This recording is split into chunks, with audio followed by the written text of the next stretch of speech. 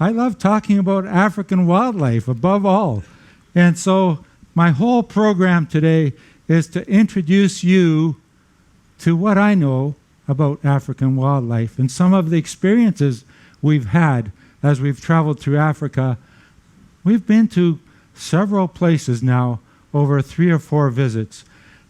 You know, when I was a youngster, I was always a biologist, right from day one. And there was a certain period of my life when I started watching Tarzan movies. Do you remember Johnny Weissmuller? Okay, do you remember this?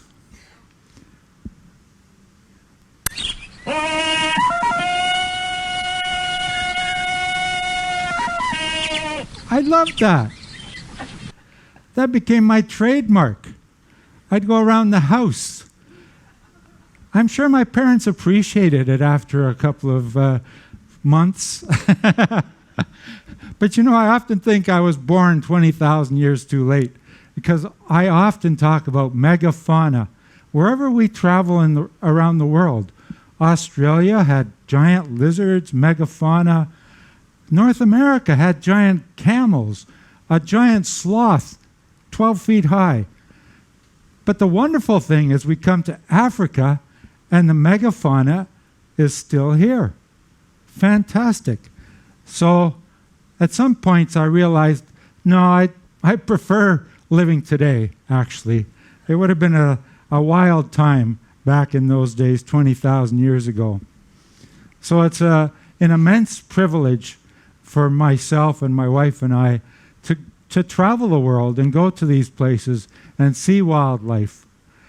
But I think you'll soon learn that Africa is a special place. Nothing here is predictable. So you'll have experiences, I'm almost certain that you'll have experiences that will surprise you when we arrive in Africa. Come for the wildlife, stay for the exercise. Well, you know, I'm an amateur photographer, and that's one reason I love Africa. I come here with my camera, and there's always some kind of spectacular wildlife or phenomenon, natural phenomenon that I can photograph. But you know, these days, people are so inured to good photography because of Sir David Attenborough bringing you this incredible vision of the natural world on our televisions. So it's very difficult to compete. You know, he can travel the world and bring you visions and photography that I would just dream of. So he knows all the tricks. Well, you know, I've come across something that really impresses people. I put my photographs on Google Maps, and I don't know what it is. I get millions of views. So these are 360-degree photographs, and I have a special camera. One click, and it takes a 360 view. So I put these up on Google Maps, and now I get 100,000 views a month. I've had 90 million views. I'm kind of wondering, gee, I wish I had a penny for view or something. But I want to show you what a 360 photograph is. So it's like I'm inside a bubble, and I fly around inside this bubble, and all of this information, this digital view, is contained in one photograph. This is a monastery just outside of Athens. But I think it's quite amazing that you can capture all of this with one click of a 360 camera. So you might see me, in the old days I used to do this with my telephone, and I'd have to take every little inch, and it would take me a couple of minutes, and people would wonder, what's this guy up to? But now I have this camera that does it with one click. Well, who wants to join me for a safari? Good stuff, because I'm going to take you on safari. And what I love about safari is, look, can you see the lion there? Well, the lions are all around us. And there we are, very close. You get an opportunity when you're on safari to get a really beautiful close-up view of antelope, of water buffalo, of just amazing creatures that it's like you're part of a National Geographic feature. And we've had several of these opportunities. So I want to take you on to 3 different types of safaris that we've experienced. But before we go on safari, I want to show you this. Whatever you do, do not do this, because this is trouble. Whatever is chasing you, you will not outrun it. So do not run. So I'm sort of half in jest. But, you know, when I was with national parks in Canada, we would tell people every day, if you see a grizzly bear, do not run. Well, this is another story, but I'll tell you, I saw a grizzly bear, and my brain was telling me do not run, but my legs weren't listening. Well, so I have 3 experiences to tell you about. In the Okavango, we went on a private safari, and they had a tent for us. It was just my wife, Jan, and I on this very interesting private safari. Balule was a private game reserve, and it's one of these ones that's right beside Kruger National Park, and there's no fence. They've taken the fence down, so it's all integrated, one giant national park, really, with a private game reserve. And then I'm going to tell you about Kruger itself, Kruger National Park.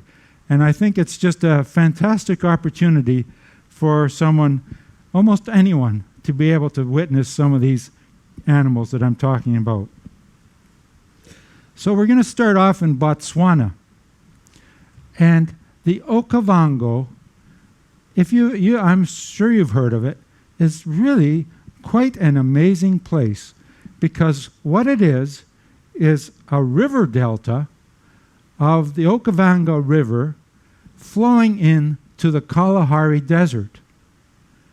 It's the only one like this that I know of, where a river flows into a desert and seasonally creates the flooding of the Okavango. So this is a fantastic place to see wildlife. So this is what it looks like when it's greened up during the flood period. Starts around now. And the waters come in, and of course the game comes to follow the water. They show up in mass. You have huge herds of zebra and wildebeest, all of these creatures showing up to take advantage of this. So it goes from roughly 4,000 square kilometers to 12,000 because of the water inundating this area. Begins in March and peaks in July. So it would be now that we already have the beginning of this season. So when you go to this part of the Okavango, you go in the canoe called the Makoro. And I have some photos to show you. This is how you get around in the Okavango. They pole you on these Makoro canoes up through the river. And there's just an incredible network of channels going through the reeds. And this is on our safari. This fellow, he had all of the tent and cooking supplies and everything in that canoe while we were being pulled along in our canoe in the Makoro. It was just spectacular. And the wildlife here is just, that's the reason that we're here. It's just bird life and animal life that you wouldn't believe. So here's a little video of us exploring the Okavango on a Makoro. We were very fortunate. We had this most beautiful weather. But you know, the very first day when we arrived, and we had only been in the Makoro for maybe 45 minutes, an hour, these black clouds started showing up. And I had this feeling like, something is up here. There's a storm brewing. Sure enough, this is what it looked like. And before you knew it, our guide, his name was Scar, he had one eye. I didn't get into the story, really. He was a fantastic fellow, but he saw that there was a huge downpour coming, so he quickly whipped us right into the reeds, and he managed to, at risk to his own personal bedding or his sleeping bag, he put up this tent for us, and he quickly got us inside. A huge downpour came down, and the canoe was half full of water. I didn't realize it, but his sleeping bag got wet. But after that, it was over in maybe 10-15 minutes, and we were back on the canoe and heading to, it turned out it was like our own huge private island in the Okavango. So they pulled us up with the canoes, and that was our campsite. We stayed there on this island. There were no other people anywhere around. This was a beautiful place for bird photography. I'll show you some of the wildlife pictures that we took. There's a kingfisher. And anyone who is interested in biology, I think at some point should be coming to Africa for these kinds of experiences.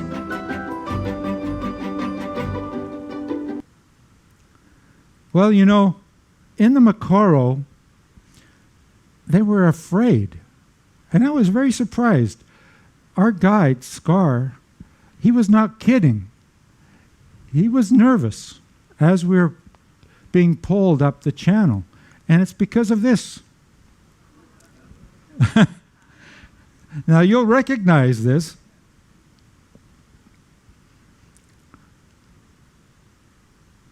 Any guesses? So that's a hippo. The hippo is literally the most dangerous animal in Africa. And these villagers who live here in the Okavango have lost family and friends because of the hippo. The hippo is not mean. It's not out to get you, but you have to be very, very careful. So what looks to us like a channel in the Okavango is a hippo highway. That's why it's there. It's not because of the people with the Mokoro canoes.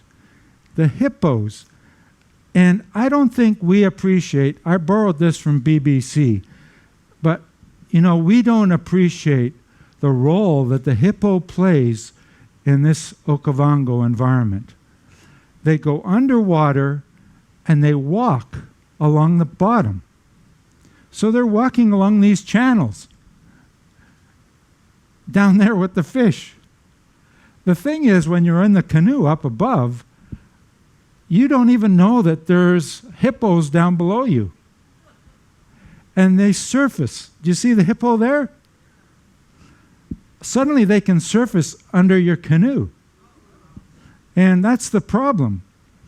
So the villagers have some way of, they'll be passing one another and telling one another which channel has the hippo that you have to watch out for, or the family of hippos. And there was one point where Scar suddenly took off the main channel and sort of pushed himself through the reeds, and it was because there was a hippo in the main channel. And when you look at that, you realize these hippos are walking along the bottom. Now, I have to tell you, Scar said to Jan and I, if the hippo surfaces underneath and we are overturned, don't swim. And I said, what? Yeah, he said, don't swim. As you thrash along the top, the hippo will come and get you. So what you have to do is crawl quietly through the reeds and get out without making any splashing. I said, sure, yeah. I'm going to have a heart attack and sink like a stone. So that's what they're worried about. They're not nasty creatures, but they don't like people sharing the water with them. And they particularly don't like anyone getting between them and the water. And if they have a calf, don't get between them and the calf. And you know, I'm saying this sort of half in jest, but no kidding. You have to be very careful if there are hippos around. The villagers, often they have to go out, fetch water, or go from one village to the next. These hippos go many, many miles during the night. And the problem is the villager can end up in a situation where they're between the hippo and the water without planning. And that can be a dangerous scenario. Okay. So, this is Scar, and Jan and I. And on this island, this is the camp. Now that flat surface is the Makoro canoe, turned upside down. And that actually became a big work table. And that's where they prepared all the meals. It was quite impressive what they could do.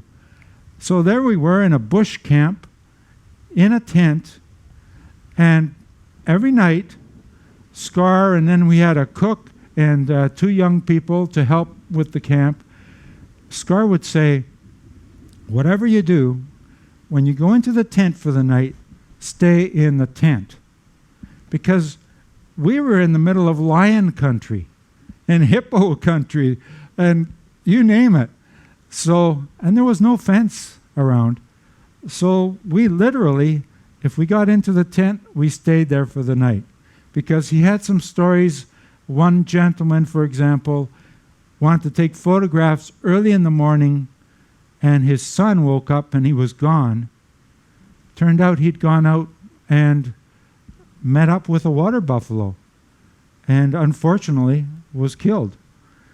So this is our camp, and you know, I don't know if they invented these names, but our cook was called Baker. And at least that's what he told us. So he would cook on this open flames, and he had these really old pots, but he would cook incredible stews and bread even in these cooking pots. I was just amazed what he could come up with. Every day it was something delicious. So this is the countryside on the island, and Scar would take us for walks. And at night I would hear the lions. And the first thing in the morning I would say, Scar, I heard lions last night. How close are they? And he would just say, oh, no, don't worry. They're a couple kilometers over that way. I know where they are. And Scar, you know, when you go to a national park or a private game reserve and you're out of the Jeep, which you shouldn't be, they'll carry a rifle.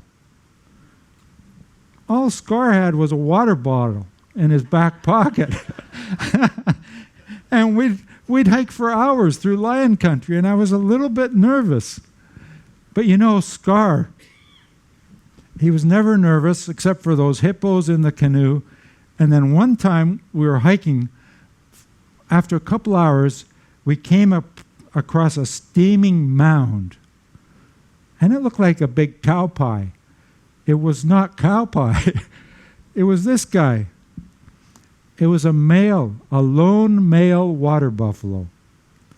And when Scar saw this, he suddenly kind of looked around very nervously, because these guys are notorious.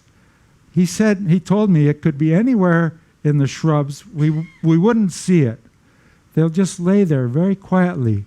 If you come too close, they'll run out and trample you. And he says they're even known that when they're drinking at a water hole, they'll just kind of ignore you. And they know that you're coming closer. And when you get close enough, they chase you, and it's a it's a nasty thing, those water buffalo. So this was as we left the Okavango, these other people were coming in and going on their safari. Just an incredible experience. very close to the Okavango is this game reserve called Marimi. And part of our trip was to go here. And so we were driving through incredible flat areas of buffalo grass in our safari vehicle. We weren't in the canoe this time.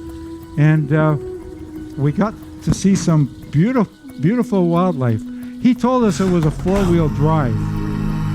It didn't work out. It was more of a two-wheel drive. But this is our accommodation. This is our camp. And the wildebeest, the elephants, the zebra, the giraffe, they're all just roaming all around us. There's the wildebeest. There's the buffalo, the water buffalo,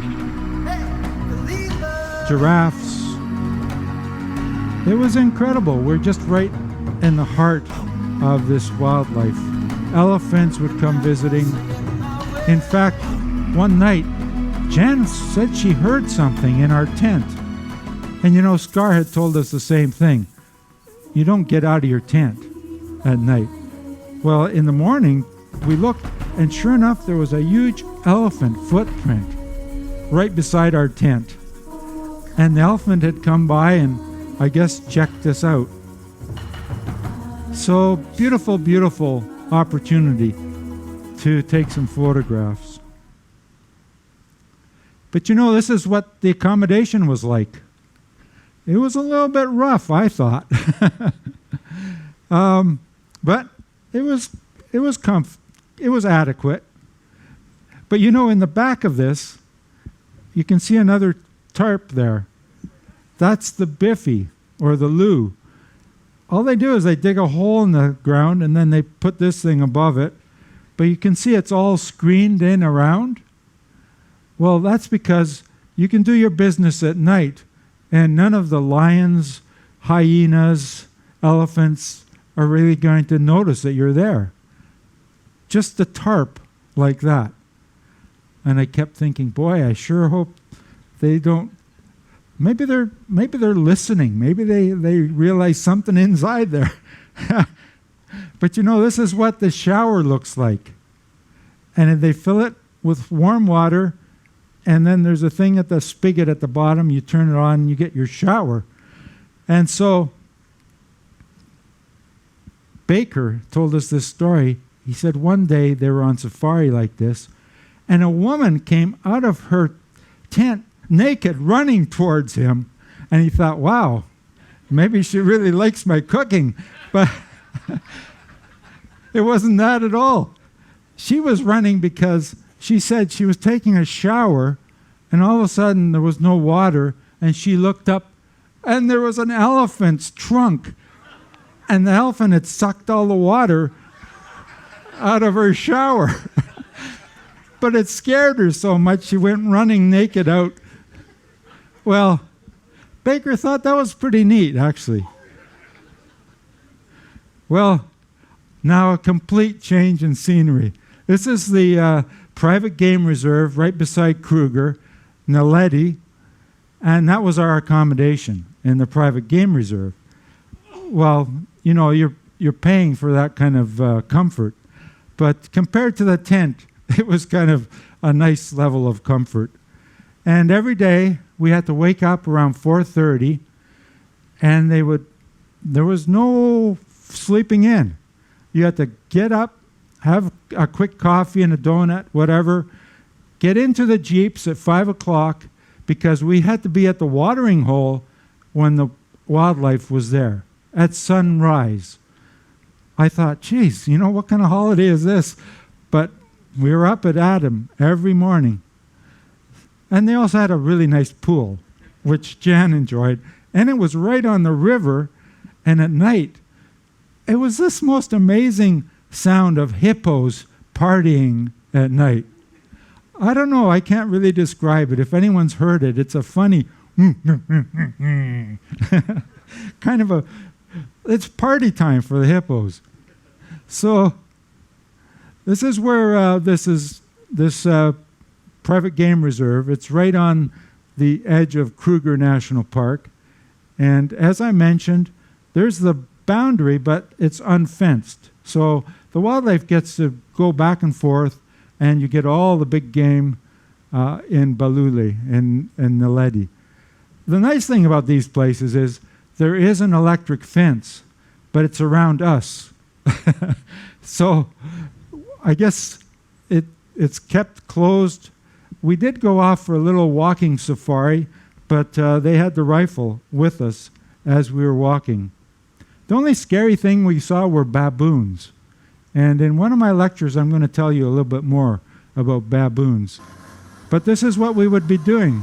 First thing in the morning, heading off and heading off to the watering hole.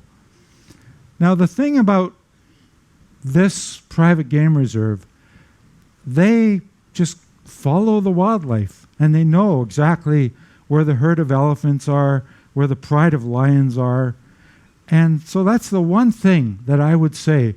The private game reserve, we had the opportunity to get much closer to wildlife, too close in some cases, but you can see here there's just us in the Jeep, the driver, and the tracker. And if they knew there was a lion pride at the watering hole, they just basically drove there. And we got in very close. It was the best place to get photographs of lions that I've ever experienced. And it was like we were part of the family. Old Dad would come along, and the kids are playing in the tree. And it was just amazing kind of wildlife viewing. In fact, a couple of times when we were sharing the Jeep, there were other photographers, and they had really big lenses. And they'd say, "Hey, I can't focus, the lion's too close." And I was quite happy because I had my zoom lens, and I could take care of any kind of distance. But you know, there were times when I was wondering, how much did they pay that guy? The tracker. Because the tracker sits there, doesn't matter how close they are, lions can literally be walking by less than a foot away from him, and he's sitting there. And then elephants. Wow, I don't know. They don't suffer from nervousness, these fellows, the trackers. But they do an amazing job of finding the wildlife. And they, after several days in Naledi, in this game reserve, we had not seen the water buffalo. And the water buffalo travel in big herds.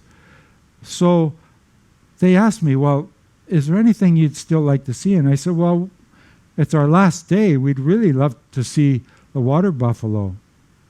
So we went on a Ferrari safari. And you'll hear this term.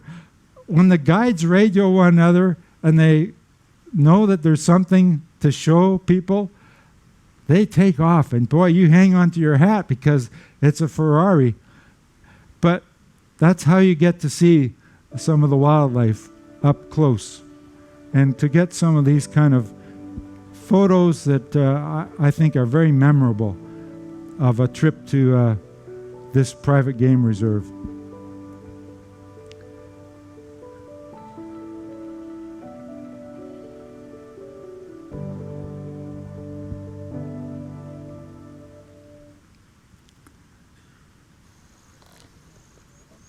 So, if you're keen on the wildlife, that's the way to go, I would say.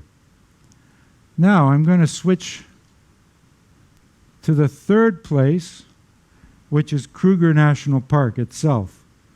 And the neat thing about Kruger is that it's a national park where you can hire your own car, rent a car, and drive into the park. You set your own schedule. They have beautiful highways within the national park. It's a huge area. It's one of the largest game reserves, but then you consider all these adjacent private game reserves which are attached. It's just under the size of Belgium. It's a huge area.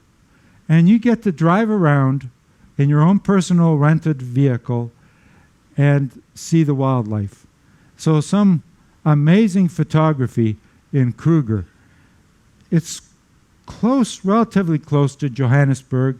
We've done this in the past where we fly to Johannesburg and then you can drive. It's about a 5-6 hour drive. I actually prefer to fly to a place called Nelspruit. Nelspruit is just on the gates outside of Kruger, and from there you can rent a car and easily within an hour and a half, you're in the national park. And the very first time we went to Kruger, this is within 5 minutes of entering the gate, we ran across this family of elephants drinking at a river right there. I just couldn't believe it, how this scene was unfolding right there before our eyes. Well, I turned off my engine so I could get photographs. And I like to take videos. And I don't like the sound of the engine. Well, we learned that that's not what you do. You're supposed to keep the engine running because you can see the matriarch and the younger elephants. They came up onto the road and crossed in front of us, in front of our vehicle. And they were fine. But then the teenager came at the very end.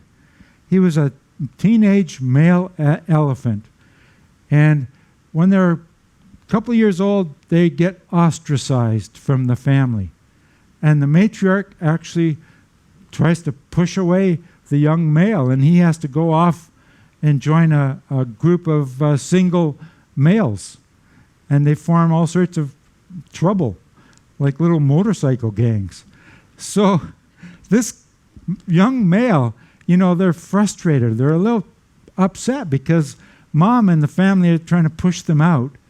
And he looked at us and he gave us that, and you know how you can communicate with animals. He gave us that look like, don't you mess with me.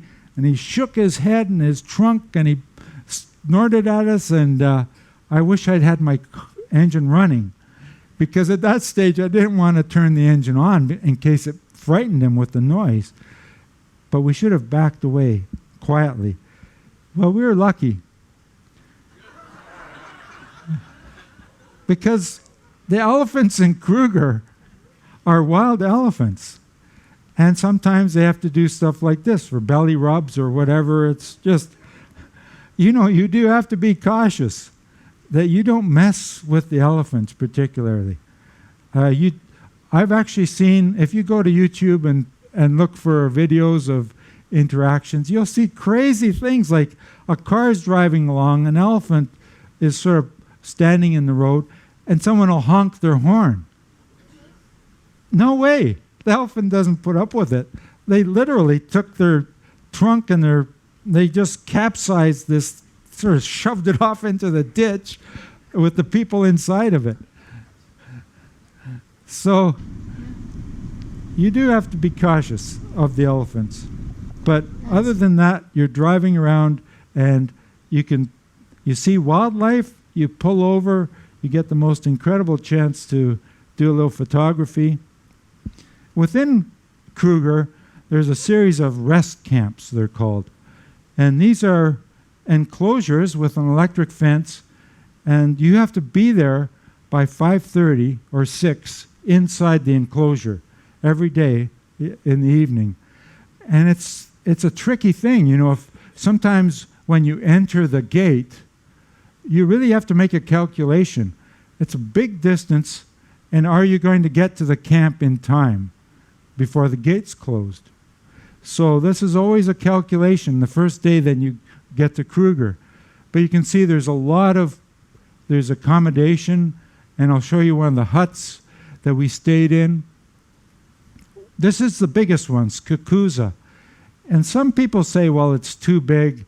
They have a laundromat, they have a general store, swimming pools, tennis courts. But one thing I really do like about Skukuza is the river. And you can see along the top. So there's a beautiful walk along the river. And you're on the inside of the electric fence, but just on the other side is the river and all the wildlife. There's tremendous opportunities to see wildlife, monkeys and crocodiles in the river, and birds all around. So we do like Skukuza because of this. Some of the rest camps are much smaller, and you can't really walk around. And the thing is about Kruger is you're in your car most of the time. You can't just step out anywhere. So it's nice to have a bit of a place to walk around, I find. And this is the river view along the river, and there's places to sort of benches to sit and admire the view. Now this is the cabin or the hut that you rent, and these are very reasonable. They're roughly about $150 US a night, but they're fully self-contained. They have this outdoor kind of a kitchen. In some cases it's indoors, but it's everything you need to prepare your meals. There's a barbecue outside. The monkeys really look forward to people having barbecues. And you go inside, and they're basic. They're basic huts. There's nothing extravagant, but everything you need is there. A couple of beds, washroom, and very comfortable. So I think this makes it very affordable. If you rent a car, you have to reserve these places well ahead, though, at least 6 months to a year.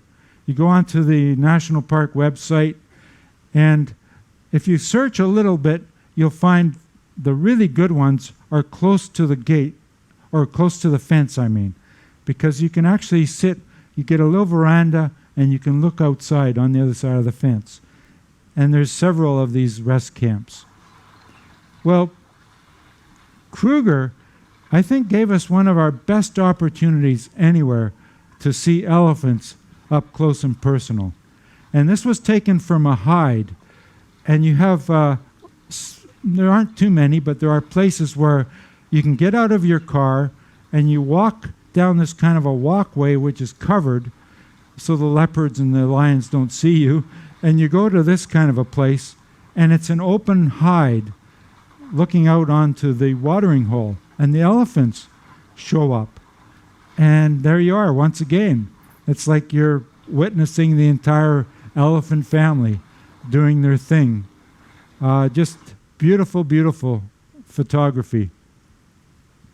So pretty soon you'll realize that these elephants are communicating at a pretty high level, that they're using body language. And you can almost tell exactly what's going on in their minds.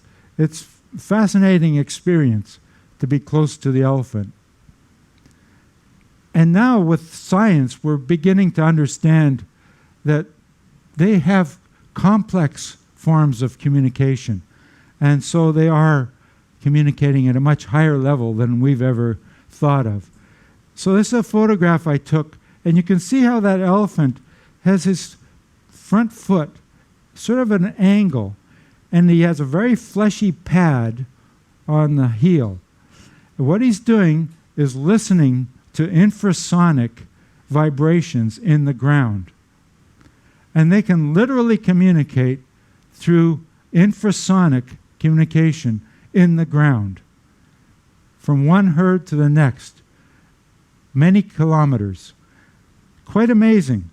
And they've done extensive studies now, and they realize we don't even have an understanding of how these animals are doing this. But you know, sometimes if you're close to an elephant, you'll hear a rumble. And it's like this deep, deep chesty, but it's, we're just hearing the bare top tones of that rumble. There's an infrasonic part that we can't hear that transmits through the ground. So the red line shows you the lower level of human hearing.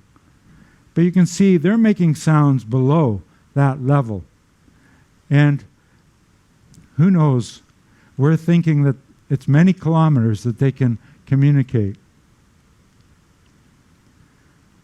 So if you have a chance to go to Kruger, you have experiences like this right from your own vehicle. You don't have other people around. Although I must say, the reason Kruger isn't great for lions is because as soon as a lion comes close to the road, you get a jam of lion watching people, taking photographs. If you can't, first of all, you can't drive because everyone's jamming up the roadway, and you can't get close enough to get pictures of the lion. So, but elephants are different. We managed to get some very good photographs of elephants.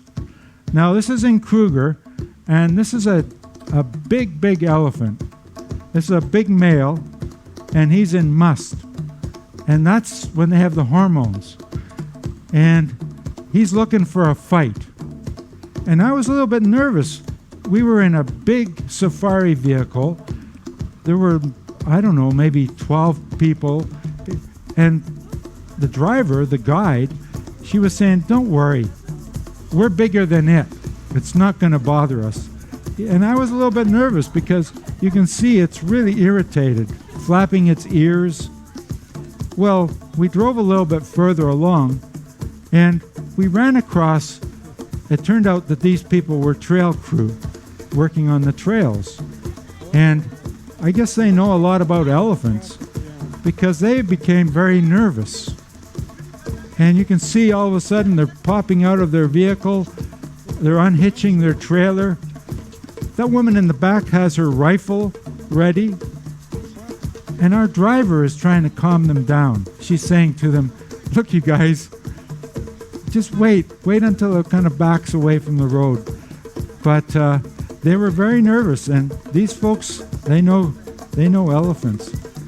So we had a pretty exciting time just to see what was happening. So I just want to finish with this thought that when we come to Africa and we go on these safaris and we do wildlife viewing, it is a huge boon to the economy. And I think we can really make a big difference in our travels by choosing the places we go and trying to spend our dollars by seeing living creatures, because then the locals really understand the value of having the living wildlife that is so close to them. So, with that, if you don't go on safari and you're going to Cape Town, you can very easily see the penguins just outside of Cape Town, on the Cape. A beautiful little national park. These are the African penguins. They're very used to people being around them. And so if you love wildlife, that's an opportunity right in Cape Town. That's the fish eagle, African fish eagle. I love that. It's like a celebratory note of wildlife in Africa. And a saying that really struck me, the eye that never forgets what the heart has seen. And with that, I just want to finish with a little video showing you some of our photographs from this wonderful place called Africa.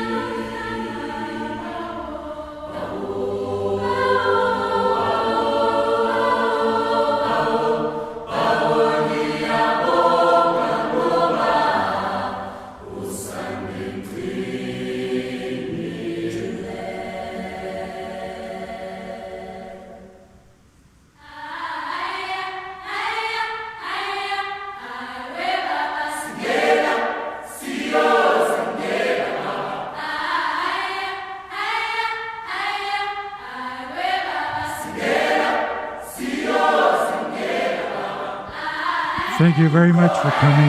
Have a great time at sea. We'll see you next time. Thank you.